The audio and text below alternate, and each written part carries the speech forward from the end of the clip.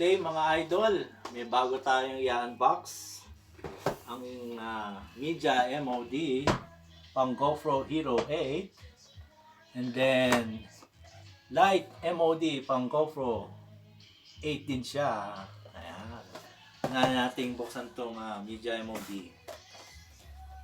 Ayan. So, tingnan natin kung ano yung laman niya. Ang laman nito is manual and then warranty booklet. Ayan. Nice.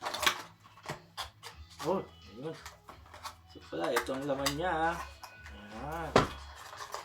Meron siyang para doon sa kanyang sa GoPro.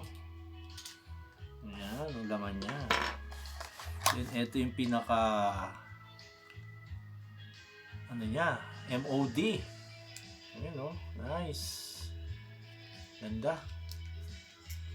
Bukan natin buksan.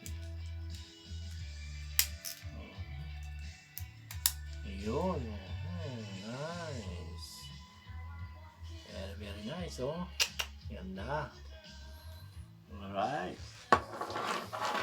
Next naman natin bubuksan yung kanyang light. Ayan. Nice.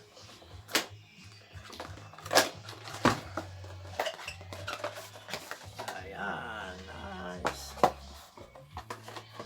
Meron siyang kasamang mga manual din.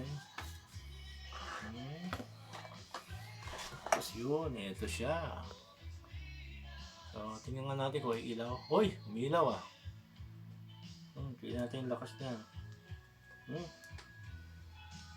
Uy, lakas! Grabe ah.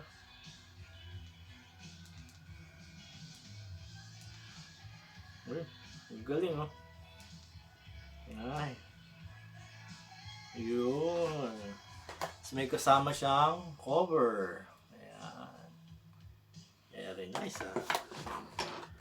Tapos may extra pa siyang parang stand siguro to. Ayan. Then, yun, kasama siyang cable para sa charging. So, ayun yung laman. Yan. Alright.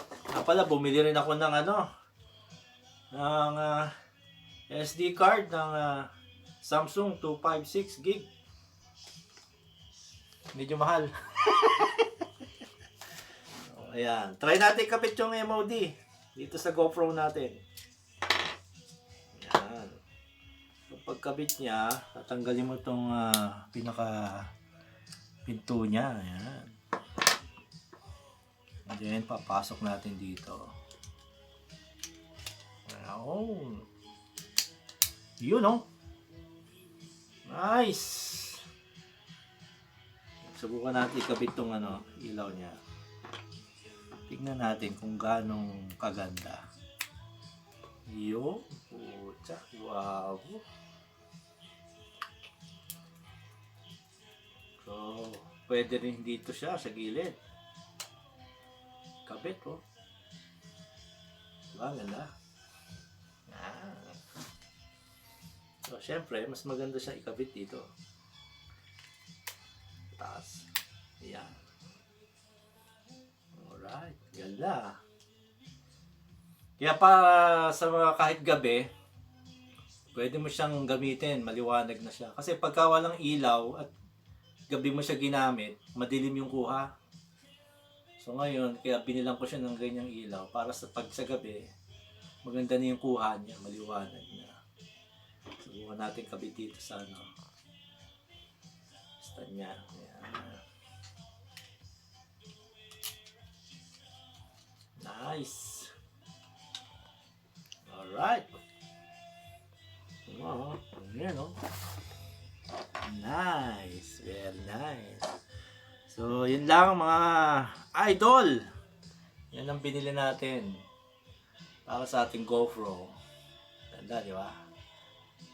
So, next video, papakita ko naman sa inyo ang unboxing ng ating bagong DJI Air 2S. Right, bye!